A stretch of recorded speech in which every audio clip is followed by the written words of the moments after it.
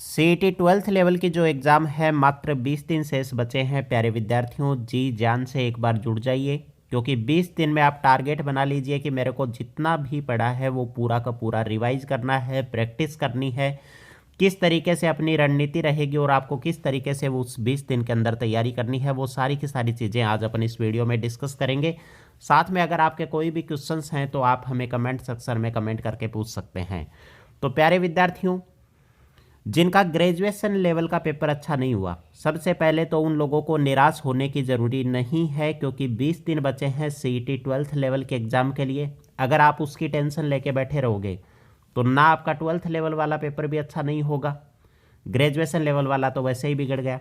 तो आपको टेंशन लेने की ज़रूरी नहीं है। 12th लेवल वाले पेपर में जो ग्रेजुएशन लेवल में जो कमी रही, उस कमी को दूर करना है अपने को। और दूसरी चीज़ ये है कि हार तो वो सबक है जो आपको बेहतर होने का मौका देता है। आप हारे नहीं हो। अभी आपका एक पेपर वीक रह गया या आपकी कोई भी चूक रह गई तो उस चूक को आपको क्या है, दूर करना है। इसीलिए ये बात बोली गई है कि हार तो वो सबक है जो आपको बेहतर होने का मौका देता है। और एक वादा कर लो कि हमें खुद के लिए पढ़ना है, कुछ बनना है, और मात्र 20 दिन है। 20 दिन में लगन के साथ मेहनत करूंगा तो ज़रूर मैं सीईटी 12th लेवल वाले एग्ज़ाम को क्रैक कर पाऊंगा। तो जीतेंगे हम, ये वादा करो, कोशिश हमेशा ज़्यादा करो, किस्मत भी रूठे पर हिम्मत ना रूठे, मजबूत इतना इरादा करो। और साथियों, मजबूत इरादे के साथ अपने को तय करनी है ये 20 दिन की रणनीति क्या होने वाली है। तो सबसे पहले यहाँ पे दो चीज़ आती हैं। एक तो बात आती है अपने सामने रिवीजन की, और दूसरी बात आती है अपने सामने प्रैक्टिस की। रिवीजन अपने को किस तरीके से करना है, प्रैक्टिस किस तरीके से करनी है, पूरी की पूरी मैं आपको यहाँ पे गाइड करने वाला हूँ। तो सबसे बड़ा प्रश्न उठता है रिवीजन का, और रिवीजन में एक अच्छा खासा वेटेज रखता है। वो कौन रखता है भाई? राजस्थान का जीके। क्योंकि कितने क्वेश्चंस आने वाले हैं? 100 क्वेश्चंस आने वाले हैं राजस्थान जीके के। 200 नंबर पूरे के पूरे कवर कौन करेगा? राजस्थान जीके कवर करेगा। तो राजस्थान जीके के अंदर राजस्थान की कला संस्कृति अपनी एक महत्वपूर्ण भूमिका निभाती है। तो राजस्थान की art and culture, Rajasthan GK से आपको यहाँ पे कितने टॉपिक कवर करने हैं? डेली यहाँ पे 2 टॉपिक कवर करने हैं। कोई दिक्कत वाली बात नहीं है, 2 टॉपिक आराम से कवर हो सकते हैं Rajasthan GK art and culture के। उसके बाद है भूगोल। तो भूगोल के अंदर ज़्यादा किस पे जोर दिया गया? राजस्थान की मर्दा के जो भी वैज्ञानिक नाम थे, वैज्ञानिक नाम के अकॉर्डिंग जो भी वर्गीकरण किया हुआ है, उस पर स्पेशली फोकस रहा सीईटी ग्रेजुएशन लेवल एग्जाम में। और जितनी की जितनी शिफ्ट है, हर शिफ्ट में उससे प्रश्न पूछा गया था। आगे बात करें जो वन्य जीव हैं, वन्य जीव अभ्यारण्य हैं, आखेट निषेध क्षेत्र हैं, इसको आप स्पेशली देख के जाना। जो 2021-22 की जो भी वन रिपोर्ट है, उस वन रिपोर्ट को भी आप स्पेशली देख के जाओगे। इसके अलावा कौन सा टॉपिक हो गया? राजस्थान की स्थिति व विस्तार, अक्षांश विस्तार कितना है, देशांतरीय विस्तार कितना है, कौन सी सीमा किसके साथ जुड़ी हुई है। ये बेसिक जो क्वेश्चंस हैं राजस्थान की सीमाओं से लेके, राजस्थान के जिलों से लेके, वो सारे के सारे ज्योग्राफी के आप बेसिक क्वेश्चंस पे आप स्पेशली फोकस करोगे। उसके बाद है राजनीतिक विज्ञान। राजनीतिक विज्ञान में स्पेशली क्या पूछे जाते हैं? अनुच्छेद पूछे जाते हैं।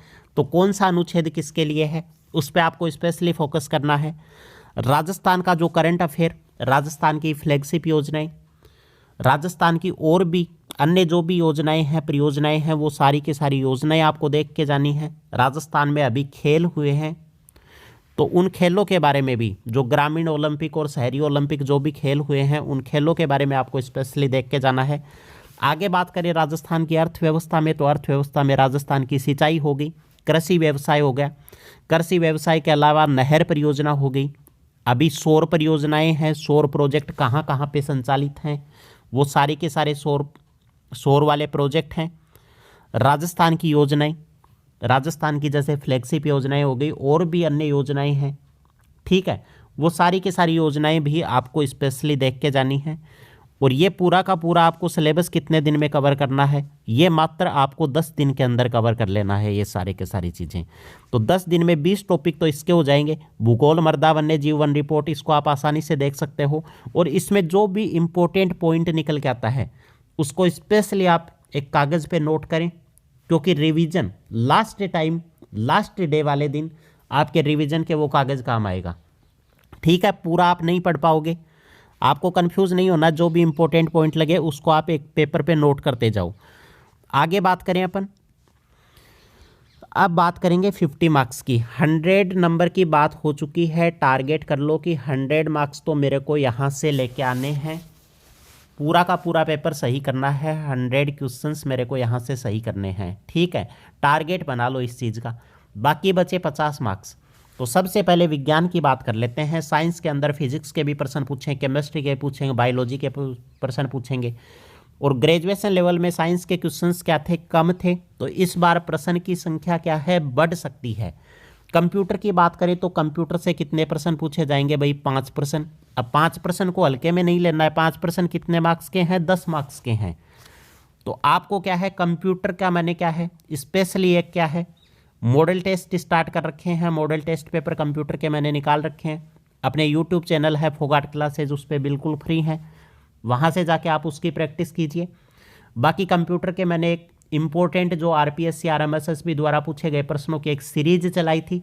उस सीरीज में से काफ़ी प्रश्न सीईटी जो ग्रेजुएशन लेवल वाली एग्जाम है उसमें भी रिपीट हुए।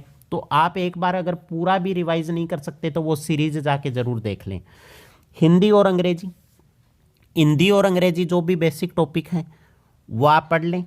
ठीक है, रीजनिंग की बात करें तो रीजनिंग से कितने भाई, रीजनिंग से आने वाले हैं 10 क्वेश्चंस। और मैथ से भी कितने भाई, मैथ से फिर 5 या 10% जितना वेटेज रहेगा उसके अकॉर्डिंग मैथ से प्रश्न पूछे जाएंगे। तो रीजनिंग का क्या है, एक अच्छा खासा वेटेज है। और रीजनिंग क्या है, बिल्कुल इजी लेवल की पूछी जाती है। अगर ग्रेजुएशन लेवल की बात करें तो उसमें भी कोई हार्ड लेवल की रीजनिंग नहीं थी, बिल्कुल बेसिक पूछा जाता है रीजनिंग का। मैथ की बात करें तो मैथ में कितने हैं, 5 या 10 प्रश्न हैं। तो मैथ के लिए आपको क्या करना है, रीजनिंग और मैथ के लिए ज़रूरी होती है किसकी, प्रैक्टिस की। तैयारी सबकी होती है, ठीक है, पर अगर आपकी प्रैक्टिस नहीं है तो आप मैथ और रीजनिंग के क्वेश्चंस को सोल्व नहीं कर पाओगे। मैंने एक स्पेशली बैच चलाया था, जीरो से हीरो बैच, उसके अंदर मैंने सारे टॉपिक डिस्कस कर लिए थे मैथ के। तो अगर किसी का कोई टॉपिक वीक है तो आप यूट्यूब पे जाके जीरो से हीरो बैच में आप वापस उसका रिवाइज कर सकते हो उस टॉपिक का। सारे के सारे स्पेशली सीईटी के लिए हैं, वो सीईटी के लिए ही बैच था जीरो से हीरो बैच, तो आप उसको ज्वाइन कर सकते हो यूट्यूब पे जाके। प्रैक्टिस के लिए मॉडल टेस्ट पेपर कंप्यूटर की मैंने टेस्ट सीरीज चला रखी है यूट्यूब के ऊपर। मैथ का क्या करना है आपको, मैथ के चाहे आप 10 क्वेश्चन करो हर टॉपिक के, ठीक है, 10 अलग अलग टाइप के आपको क्वेश्चन करने हैं, सेम तरीके के नहीं करने, अलग अलग टाइप के आपको क्वेश्चंस करने हैं मैथ के। और डेली एक टॉपिक उठाना है और उसके 10 टॉपिक करने हैं। मुश्किल से सीईटी के एग्जाम में मैथ के 15 टॉपिक होंगे, दिन आपके पास 20 बचे हैं। एक दिन में अगर आप एक टॉपिक के 10 प्रश्न करते हो तो 20 दिन में आप आसानी से कवर कर पाओगे। और लास्ट पॉइंट है इम्पोर्टेंट नोट, जो भी जैसे फॉर्मूले हैं, चाहे मैथ का फॉर्मूला हो, रीजनिंग का हो, पासे वाले चैप्टर से भी प्रश्न पूछा गया था रीजनिंग में, तो पासा वाला चैप्टर है, उसमें जो भी इम्पोर्टेंट पॉइंट हैं उनको आप एक कागज़ पे नोट कर लें, उनके नोट्स बना लें। वो 2 या 3 पेज होंगे जो आपको एंड टाइम पे काम आएंगे, और उसको आप लास्ट दिन ज़रूर देख के जाइए उस नोट्स को। इस तरीके से आपको पूरी की पूरी क्या करनी है, ये 20 दिन की तैयारी करनी है, और अपनी तैयारी को कंटिन्यू रखिए, आपको ज़रूर सफलता मिलेगी। जय हिंद, जय भारत साथियों।